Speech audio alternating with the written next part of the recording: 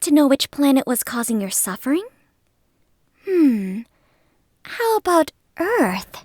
Hey everyone, Brandflex here, back with a new Granblue Fantasy Relink video. For today's video, I want to cover the sigils that I currently have equipped, as well as explain some future upgrades I'm looking for, and also talk about some sigils I think might be a bit overhyped for what they actually do for the captain. Now, if you're looking for a more general sigil guide, please let me know in the comments below if you want that. I'm unfortunately a Captain One-Trick, so I can't really help you too much if you're looking for sigils for the likes of Gargonzoa, or Katarina, or Lancelot. I have only played Captain, and all the information I have for those characters are just things that I've read on the Granblue Fantasy Relink wiki or Discord. So, with all that said, there actually is no wiki for the game, I don't know why I said that. But anyways, with all that said and done, let's jump right into the video. I'll be covering the sigils I have equipped right now.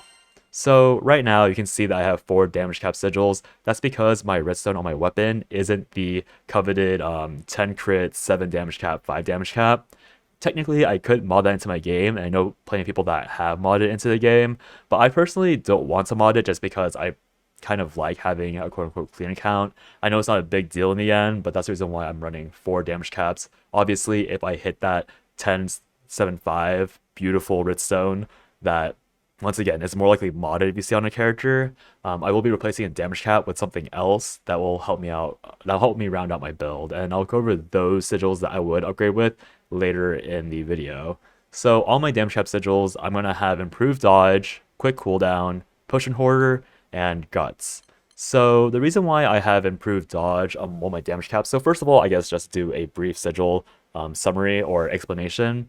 The reason why you have so many red and orange sigils is because those are the sigils that directly increase your damage. There are a lot of utility sigils, but the reason why we don't have any blues or pinks on the main sigil slots is because blues and pinks cannot roll the red or orange sigil to increase your damage. The only sigils that can roll red as a subtrait are going to be the purple sigils, or rather the personal sigils. So for example, Fearless Drive and Fearless Soul on the captain, as well as the white sigils that are going to be crit hit rate, attack power, HP, and stun power. And you can see that on my crit hit rate, I already have stamina on it, so this crit hit rate sigil might as well be flipped into a stamina / crit hit rate sigil. Unfortunately, another quirk of sigils is that you can't roll crit hit rate as a substat unless, once again, it's on the personal sigil. So kind of just a brief explanation of why my grid is so red looking. So anyways, all my utility is going to be a substat of one of my upgraded 5+ sigils. So improved dodge is at the top of the list because having 7 dashes total is some insanely nice mobility. If you guys don't know how combos work with your auto attacks, when you dodge, you can actually, or rather not you can actually, but you're forced to continue the auto combo you had before you started dodging. So for example, if you're playing captain and you're going to input the light, heavy, heavy, and then you dodge after the first light, when you press that heavy button, you're going to dash. So having this dodge not only makes it a lot easier to maintain your arts uptime, because you can do that combo and then dodge a few times and then hit your arts finisher to get that arts level. It also gives you a lot more mobility and safety, because sometimes you need way more than just 3 dashes, especially if it's a fight like Galanza and Magiel. So that's the reason why I've improved dodge on that sigil. Now, quick cooldown, you'll see if I open my tab up, I actually have multiple. Oh, actually I don't, because this is my main build and I am trying something out right now. But quick cooldown is going to be a super important sigil on the captain. I recommend having at least 1 for normal gameplay. If you're going for a parse on the Sir Barrel dummy, you're going to want all 3 quick cooldowns equipped for the max quick cooldown level, which caps out at 20%. The reason why I only recommend 1 quick cooldown sigil is because the value of it drops really heavily after level 15. You can see right here, it goes from getting 0.5% from 1 to 15 to suddenly 0.2% from 16 to 30. And then when you get past level 30, suddenly it jumps back up to going to 0.4% per level. So they've scaled it very weirdly, and that's the reason why you're either going for 1 quick cooldown sigil or 3 of them in total. Going down further, I'm going to have my 2 quote-unquote like defensive supportive sigils in Guts and Potion Hoarder. Potion Hoarder because it gives you a lot of sustain in a fight, it lets you full heal, lets you revive, lets you build your link level faster, and also inflate your MVP score. It's just a really good sigil to have. Obviously, if you're a super good player and you never find yourself hitting that pot button, you don't need it. Same thing with guts. Like if you're never getting hit and you're too good to get hit, they don't need this. You can replace either of these sigils with stuff that is more suitable for defensives or just like quality of life stuff that I'll go over later in the video. The first real non-damage cap sigil that I have is going to be Skilled Assault. The reason why I have Skilled Assault over something like Life on the Line or Combo Booster is because when I do normal gameplay, what I end up doing a lot is the Rodent Bug, where I'm using Decimate into Dodge into Overdrive Surge, which uncaps the ladder hits of Decimate into the damage cap of Overdrive Surge. And the reason why I use Skill Assault over Combo Booster is because the downtime I have on bosses is fairly frequent, which would cause Combo Booster to fall off. So Skilled Assault is simply this very strong increase to your damage skills. So for example, if I had Combo Booster, I need to attack something 10 times to get the base power of Skilled Assault, which ends up making Skilled Assault a bit more useful in my opinion when it comes to just general boss fights. Going down further, I'm going to have Tyranny plus Aegis. So Tyranny is going to be a raw attack increaser at the cost of a lot of your max HP. And the reason why I run Tyranny with Aegis specifically is because I've been talking about a lot. I'm a pretty bad player, so I really need that defensive boost to my gameplay to make sure I stay alive. And so I personally didn't run Tyranny until I got that Aegis rune. And in replacing Tyranny, I had Combo Booster. And like I said earlier, like I'm not really comfortable with Combo Booster, so I go for things that are more permanent and uptime. And Aegis is perfect for Tyranny because it almost entirely sets off, if not increases, the HP loss you got from Tyranny. And so this 40k HP marker, small spoiler, I saw somewhere online that somebody said that the March raid did a 40k hit. So having Tyranny plus Aegis on a max level character will give you just enough HP to survive that hit, assuming that it was accurate. So maybe this is entirely useless prep, but that's the reason why I have this Tyranny Aegis combination.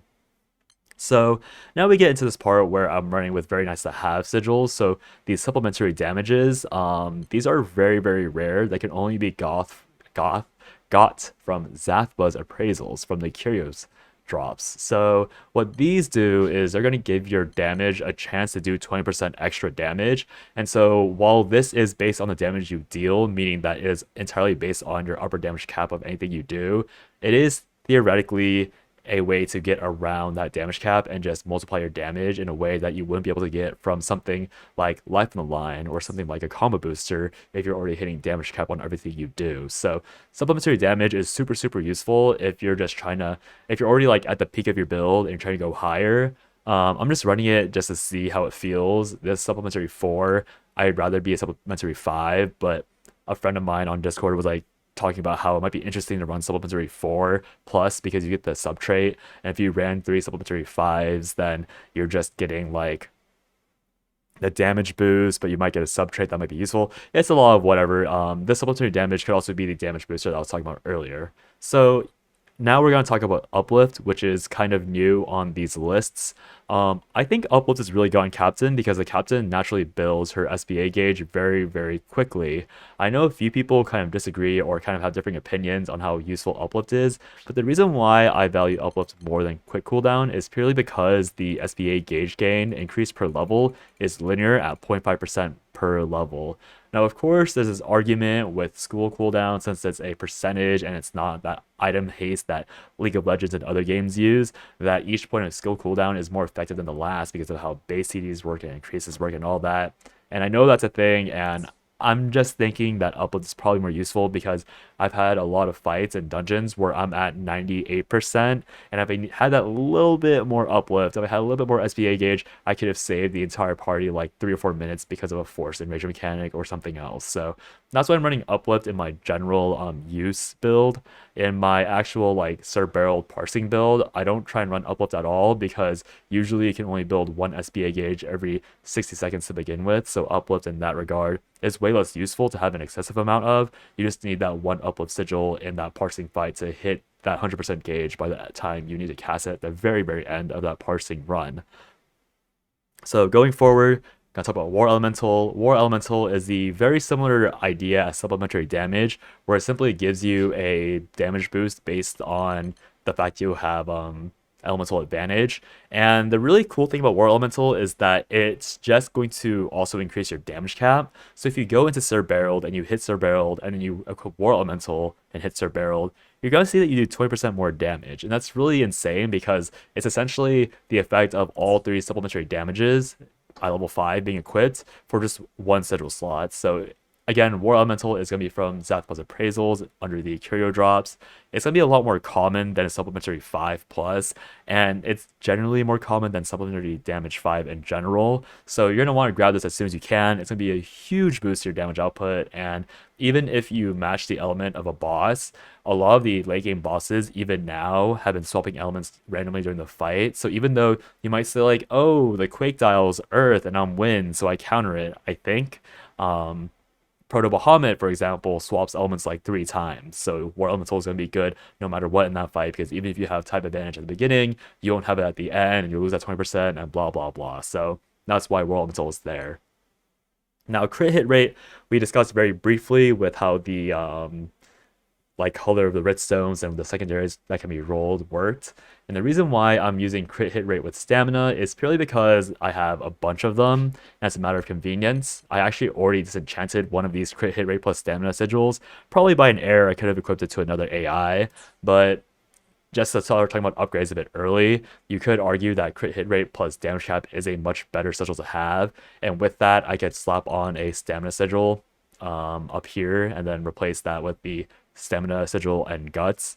The only reason why I think the crit hit rate sigil plus a damage cap secondary is a bit overrated is because you're not really gaining much out of it. You're essentially just flipping the sigils you have available. So since I already have a crit hit rate sigil with stamina, and I already have a damage cap sigil with something I like, I don't need or necessarily desire that crit hit rate plus damage cap sigil, because that crit hit rate sigil, or rather that stamina sigil I would have at the top, will end up having the exact same secondary sigil that the damage cap already has. So what was the point of chasing that crit hit rate damage cap sigil, if that makes sense? So sorry for getting a bit worked up about that, or just like going off tangent for a bit. But the very last sigil I want to talk about is going to be Fearless Drive, which is the character personal sigil for the captain. The reason why I'm running Fearless Drive and not Fearless Soul is because the way I've been seeing Captain play nowadays has her saying very little at Arts 4. So Fearless Spirit, if I can find it while I'm just talking, is going to be this buff that gives you more attack and defense. I'm not even gonna bother. If you guys know Captain, you'll know what the sigil does. It's essentially the sigil that gives you more attack and defense the higher arts level is. And the reason why, again, I think that's bad is purely because a lot of time you're not going to be at Arts 4 during the middle of a mechanic. You've often just burned a skill trying to hit the boss and you're dropping out of Arts 1, meaning that the defense bonus for Fearless Spirit is completely useless. And also the fact that you're going to be almost damage capping anyways without Fearless Spirit's attack buff means that even that part's very low value. So Fearless Drive, on the other hand, is going to be the cooldown reducing aspect of the personal sigils for the captain. It's going to be about 10% off all of your cooldowns whenever you hit Arts 4, which is an insane amount of refund, especially on the Cerebral Parts Dummy. You can often activate this multiple times to get insane value when you're just labbing out those combos. So on the other hand, I talked about the damage cap secondary being useless on the crit hit rate. On the other hand, a damage cap secondary on Fearless Drive would be absolutely insane because there is no like flip of the red/orange sigil. I'm simply gaining another sigil to use, or another damage sigil to use in my grid. So if I were to get the Fearless Drive and damage cap sigil, then this final damage cap could be like combo booster plus guts, which would be insane boost to my damage, because now I'm just artificially generating another slot for my sigils, and that's really, really good because obviously combo booster lets me cap out guaranteed, especially when I'm doing that Rotom and Bug Abuse with Decimate, Dodge, Overdrive, Surge. And even though I said earlier that Skill Assault helped me hit that, because of how low my attack power is just as a baseline with my build, I do actually struggle to hit that upper limit cap on Overdrive, Surge to begin with, unless I have Combo Booster stacked up all the way. And so without Combo Booster, I'm almost never hitting it. And with Combo Booster, if the fight is very stationary, like Proto Bahamut, or even Pet A in some scenarios, that's going to be really helpful and going to help me round up my damage and do insane amounts of stuff. So with my personal sigils out of the way, I'm going to talk about these sigils that I think that weren't included on that list, but I also think are important to note. So Nimble Onslaught is going to be a support pink sigil that is going to give you a lot of invincibility after you perfect dodge something. And so the reason why that's really important is because a lot of people will end up, when paired with improved dodge and this second sigil, flight over fight, you can actually maintain your invulnerability for a very long time in any fight. So improved onslaught, if you find it here, you can see that at max level, when you have two of these, you're going to have 3 seconds more of invincibility, which gives you so much more time to just wail on something and destroy it.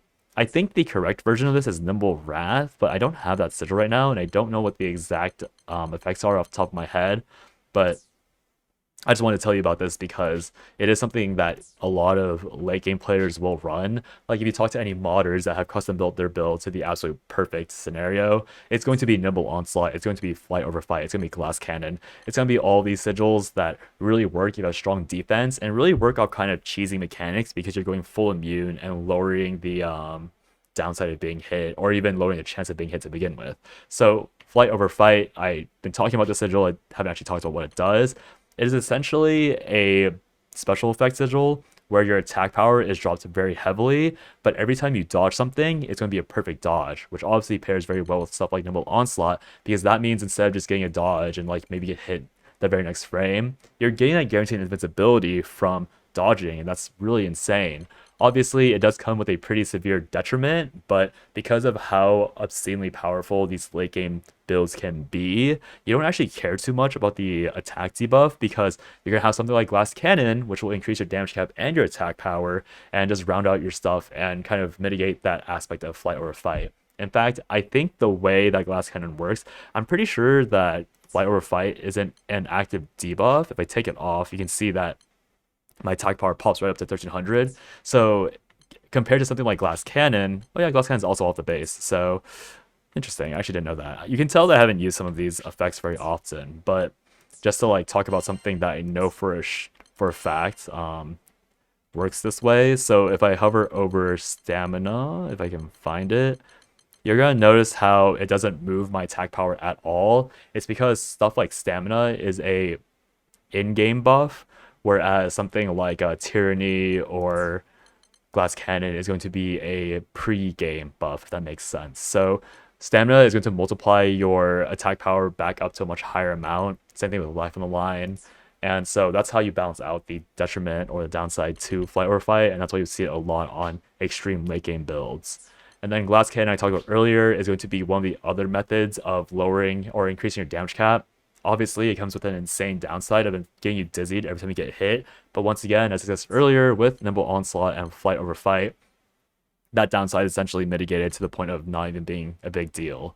Now, I have this thing called Guard Payback on my list. This isn't actually the correct sigil. I don't have it, but the correct sigil is called Dodge Payback.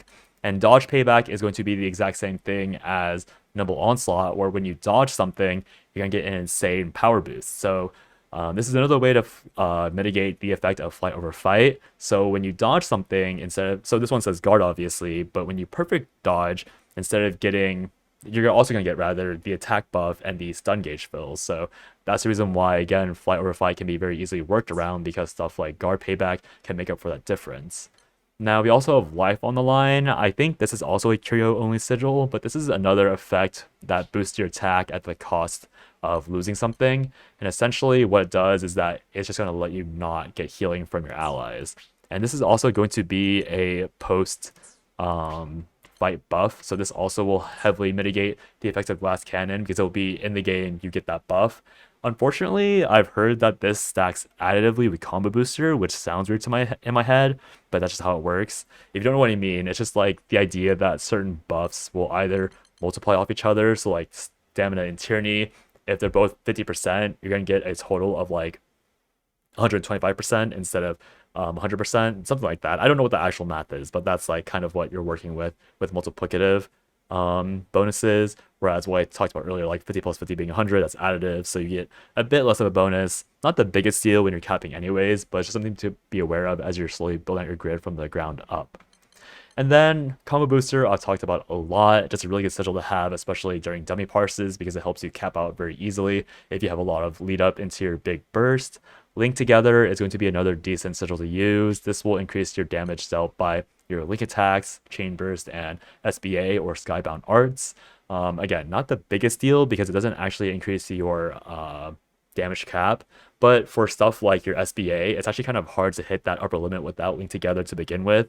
So if you're just cheesing Proto Bahamut over and over and over again, then Link Together will be really useful for that because it'll help you hit that link time and that SBA upper limit more often while you're farming. Quick Charge on the Captain specifically isn't very useful in my opinion because you're actually not charging your power raise that often during fights, but when you are charging it during fights, you really notice the benefit from Quick Charge. If you don't know what it is, it's essentially shortening the charge time of your casts. And so I think if you're going to power raise plus plus from a like boosted power raise, it shortens it by like maybe half a second at most, which again isn't the biggest deal, but once you start using Quick Charge a lot, you'll notice its absence, and so it's really nice to have if you have the space for it. Again, not super important, but very, very nice. Like, I miss it. I used it a lot in the past, and now that I don't have it, I'm pretty sad. Now, Potent Greens is a funny sigil. This isn't actually one that's super important, but as mentioned earlier, Glass Cannon gives you a debuff when you're hit that makes you dizzy on hit, and Potent Greens is the singular way to cleanse that debuff or work around that debuff without having an immunity instead. So what Potent Greens does is essentially cleanses your debuffs and uses a small potion when you have level 30, and you're going to need, actually, yeah, it's just only level 15 you need that, and at level 30, I didn't realize it gave you debuff immunity, so it's really quite poor if we're being honest, as a main sigil, because you're losing a damage sigil and you're losing another utility slot. But if you're trying to be funny with Glass Cannon and Potent Greens, then it's there. I'm not going to recommend it, but I just want to let you know about the interaction in case you've been looking at Glass Cannon and you've been thinking, how do I make this work? It's so much more damage. And then the final sigil I want to go over is going to be Cascade. Cascade works very similarly to Quick Cooldown, where it reduces your cooldowns on your skills, but instead of being a passive refund, it's one that you have to actively hit an opponent to get. I think Cascade is absolutely worthless. I have been labbing this sigil a lot, and I have not once felt an effect from the cooldown reduction that it supposedly gives.